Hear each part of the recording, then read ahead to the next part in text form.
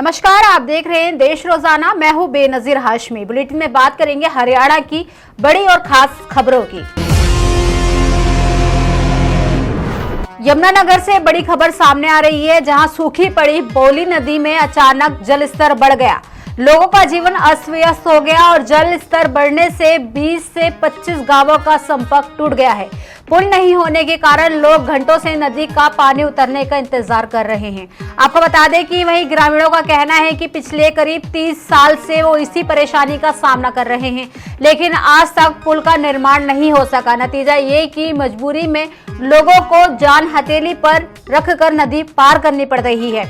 स्थानीय लोगों का आरोप है कि हर साल बरसात में यही स्थिति बनी रहती है, जबकि कई बार विधायक, सांसद और प्रशासनिक अधिकारियों से पुल निर्माण की मांग की गई है, लेकिन अब तक सिर्फ आश्वासन के सिवा कोई कार्य नहीं किया गया। गांव के लोगों का कहना है कि सरकार का इस ओर कोई ध्यान नहीं है। यदि समय रहते पुल बना दिया जाता तो हजारों ग्रामीणों को हर साल इस परेशानी का सामना नहीं करना पड़ता। आपको बता दें कि फिलहाल ग्रामीणों की नजर नदी का जलस्तर कम होने पर टिकी हुई है, ताकि वे अपने गंतव्य तक जा सके।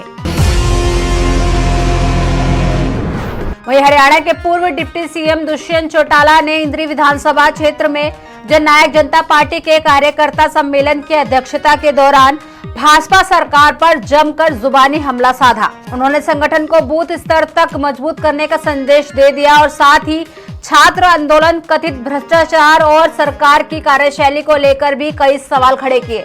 आपको बता दें कि दुष्यंत चौटाला ने भाजपा सरकार पर तीखा हमला बोलते हुए कहा कि प्रदेश और केंद्र दोनों स्तर पर सरकार हर मोर्चे पर असफल साबित हुई है।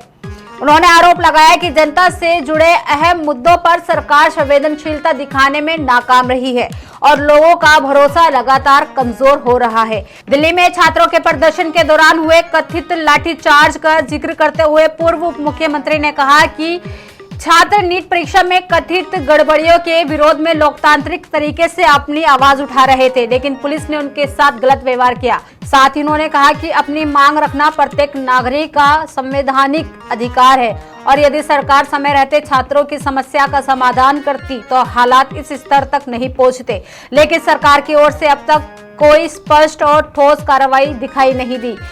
दुष्यंत चौटाला ने कहा कि मुख्यमंत्री नायब सिंह सैनी की चुप्पी कई सवाल खड़े करती है और सरकार को जनता के सामने जवाब देना चाहिए।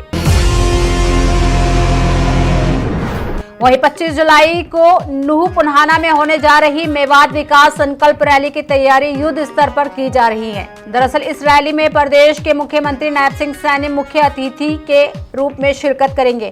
खास बात यह है कि कांग्रेस से विधायक बने मोहम्मद इलियास के पुत्र जावेद एडवोकेट इस रैली के मुख्य आयोजक हैं। वैसे भाजपा के अन्य नेताओं और कार्यकर्ताओं ने भी इस रैली को सफल बनाने के लिए पूरी ताकत झोंक दी है। आपको बता दें कि इस रैली की सुरक्षा को चाकचौबंद बनाने के लिए पुलिस विभाग ने अभी से अपनी जिम्मेदारी संभाल ली है। ये भी बता दें कि जावेद एडवोकेट ने कहा कि इस रैली में मेवात यूनिवर्सिटी, दिल्ली मुंबई एक्सप्रेसवे पर मरोड़ा गांव में कट, तो वहीं गुरुग्राम अलवर राष्ट्रीय राजमार्ग 248A को 4 लेन बनाने के अलावा नए कॉलेज, स्कूल, अपग्रेड, बिजली घर के अलावा बहुत सारी मांगे इस मेवात विकास संकल्प रैली के माध्यम से मुख्यमंत्री नायब सिंह सैनी के सामने रखी जाएंगी। उन्होंने कहा कि उन्हें उम्मीद ही नहीं बल्कि पूरा भरोसा है कि कोई बड़ी सौगात शनिवार को पुन्हाना में आयोजित इस रैली में इलाके के लोगों को मिल सकती है। वहीं कुल मिलाकर इस रैली की खासियत ये है कि भारतीय जनता पार्टी लगातार इस इलाके में दूसरे दलों के बड़े नेताओं को अपने साथ जोड़ने में कामयाब हो रही है और इसी कारण इस रैली के आयोजन में अब चंद घंटे ही बचे हैं, जिस पर नूह ही नहीं बल्कि पूरे प्रदेश भर के लोगों की नजरें टिकी हुई हैं। वही अगली खबर सिरसा से है। सिरसा लोकसभा सांसद कुमारी शैलजा कल शनिवार को सिरसा दौरे पर रहेंगी। इस दौरान जिला दिशा की बैठक का आयोजन किया जाएगा। यह मीटिंग वरनाला रोड स्थित स्थानीय पंचायत भवन में आयोजित होनी है। इसे लेकर प्रशासन ने तैयारियां शुरू कर दी हैं और कांग्रेस नेता व कार्यकर्ता भी मीटिंग में पहुंचेंगे। इसे लेकर प्रशासन द्वारा आधिकारिक जानकारी भी दे दी गई है। आपको बताते चले कि इसके लिए शनिवार सुबह 11 बजे मीटिंग का समय रखा गया है और जिले भर से आमजन मीटिंग में अपनी समस्या रखने के लिए भी पहुंचेंगे। बैठक में संबंधित विभाग अपनी योजनाओं और कार्य की विस्तृत रिपोर्ट पेश करेंगे। सभी संबंधित विभागों के अधिकारियों को बैठक में उपस्थित रहने के लिए दिशा निर्देश दिए गए हैं।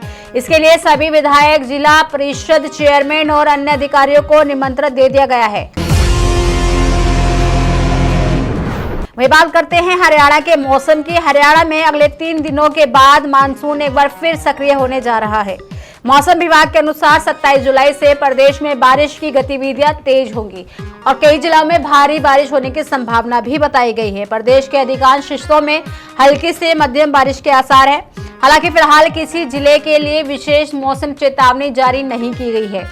मौसम विभाग का कहना है कि 25 जुलाई से मौसम में बदलाव शुरू होगा। इस दौरान उत्तर और उत्तरी पूर्वी हरियाणा के जिलों में बारिश की तीव्रता बढ़ सकती है। 27 जुलाई को पंचकुला, अंबाला, यमुनानगर, कुरुक्षेत्र, करनाल और पानीपत सहित आसपास के क्षेत्रों में भारी बारिश की संभावना भी जताई गई है। इन इलाकों में जलभराव और निचले क्षेत्रों में पानी भरने जैसी स्थिति भी बन सकती है। 24 जुलाई को राज्य के अधिकांश हिस्से में कहीं-कहीं, जबकि उत्तर पूर्वी जिलों में कई स्थानों पर बारिश हो सकती है। वहीं 25 जुलाई के लिए पंचकुला, अंबाला, यमुनानगर और आसपास के क्षेत्रों में भारी बारिश का येलो अलर्ट जारी कर दिया गया है। मौसम विभाग ने लोगों को बारिश के दौरान सावधानी बरतने और जलभराव वाले क्षेत्रों से बचने की सलाह भी दी है।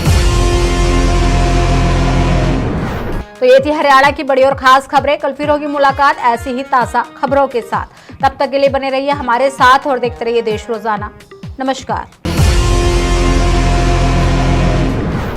हमारे साथ जुड़े रहने के लिए सब्सक्राइब करें देश रोजाना के YouTube चैनल को और नई वीडियो की नोटिफिकेशन पाने के लिए बेल आइकन जरूर दबाएं। अगर आप ये वीडियो Facebook या Instagram पर देख रहे हैं तो पेज को लाइक और फॉलो जरूर करें और ज्यादा से ज्यादा शेयर करें।